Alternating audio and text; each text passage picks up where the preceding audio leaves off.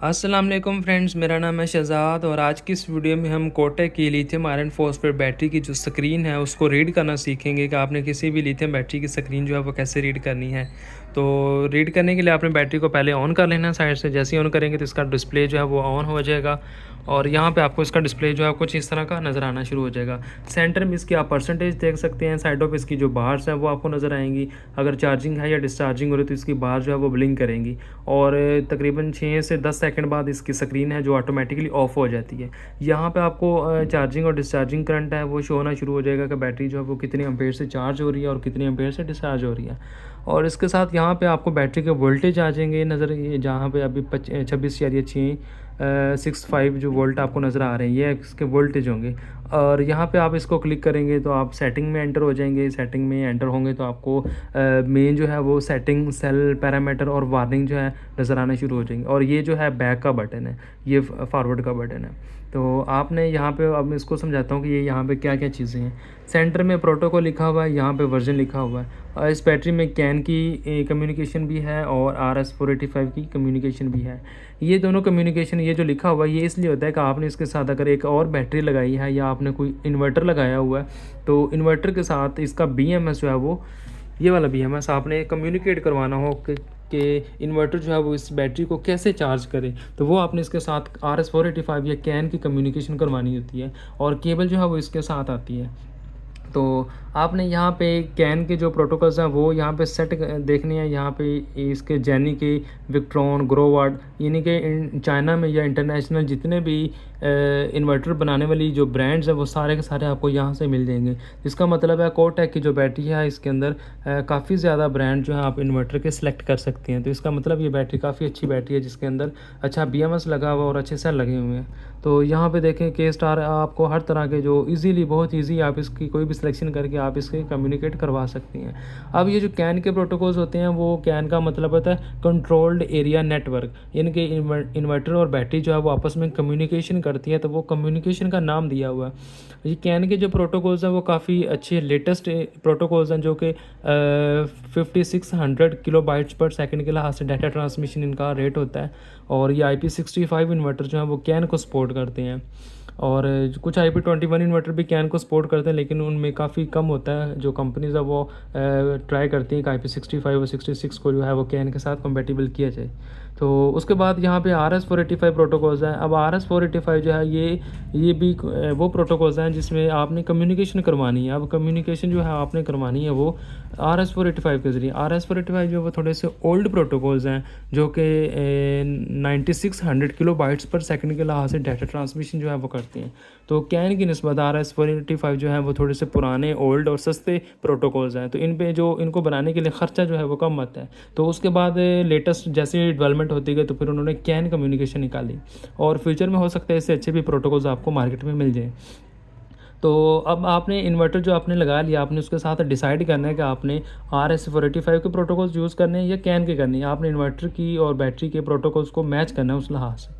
तो ये मैंने आपको निशानी बता दी कि कैन के और RS-485 के प्रोटोकॉल्स आपने मैच कर लेने हैं। अब RS-485 में इसमें जेनी, Pylon, Growatt, Voltronic, SR9, F4, सोलेक्स, नन, वीकेन, पेस्ट, मस्ट, बाइकी, SMK, बिटा, स्टोन, एपवेयर और के स्टार और SNFL, ये काफ़ी ब्रांड्स हैं चाइना के जो कि यहाँ पे काफ़ी ज़्यादा मेंशन किए हुए हैं। ये सारे के सारे इन्वर्टर्स के ब्रांड हैं। आप पाकिस्तान में जितने भी इन्वर्टर्स आते हैं जिनमें नॉक्स है, सोलर मैक्स है, मैक्स पावर है और भी काफ़ी ब्रांड हैं जो आपको मिल जाएंगी, वो क्या करते हैं कि चाइना में, फॉर एग्जांपल अब वोल्ट्रॉनिक एक चाइना की एक कंपनी है, तो वो वोल्ट्रॉनिक जो है वो इन्वर्टर बनाता है लेकिन अपना लोगो नहीं बताता, ना अपना लिखता है ऊपर कि ये मेड इन वोल्ट्रॉनिक है। तो पाकिस्तान के जो लोग हैं, बड़े बड़े इंपोर्टर्स हैं, वो चाइना से ये इन्वर्टर्स बनवाते हैं, बनवा के अपना लोगो लगाते हैं और इनको यहाँ पे सर्विस देते हैं लोगों को 2 साल की, 3 साल की, और अपनी प्रोडक्ट जो है वो सेल करते हैं। तो आपने जब भी उसकी सिलेक्शन करनी है तो आपने कंपनी से पूछ लेना है कि आपका इन्वर्टर जो है वो किस ब्रांड का है।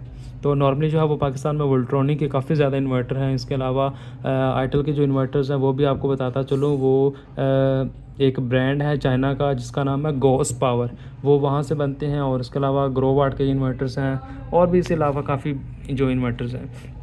और जो पाकिस्तान में जो इन्वर्टर्स आते हैं जो अपना लोगो लगाते हैं, इसे कहते हैं ODM। उसमें एक और है OEM जिसे कहते हैं ओरिजिनल इक्विपमेंट मैन्युफैक्चरर, यानी कि चाइना में जो कंपनी है वो चीज़ें ये बना के पाकिस्तान में भेज रही है। अच्छा, ये हो गया। उसके बाद यहाँ पे आपने सेल पे क्लिक करना है, तो आपको हर सेल इसके अंदर 6 वोल्ट की जो बैटरी होती है उसके अंदर 8 सेल सीरीज़ में लगाई जाती हैं। तो यहाँ पे आपको 8 सेल मिल जाएंगे, हर सेल का इंडिविजुअल वोल्टेज होगा।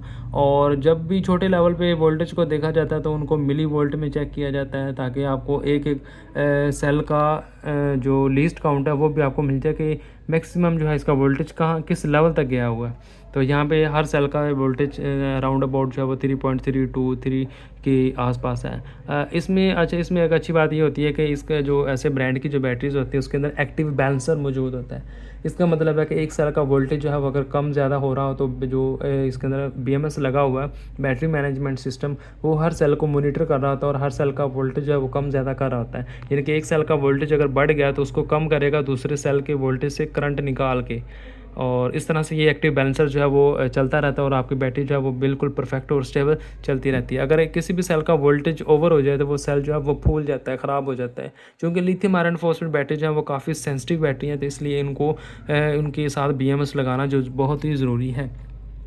और यहाँ पे इसको आपको वोल्टेज नज़र आएंगे। अगर इसके 16 सेल होते हैं, यानी कि 51 वोल्ट की होती है, तो यहाँ पे आपको इसके और वोल्टेज नज़र आना शुरू हो जाता है ये 16 सेल के साथ। क्योंकि इसके अंदर 16 सेल वाला BMS लगा हुआ, तो यहाँ पे आपको 16 सेल जो है वो नज़र आएंगे।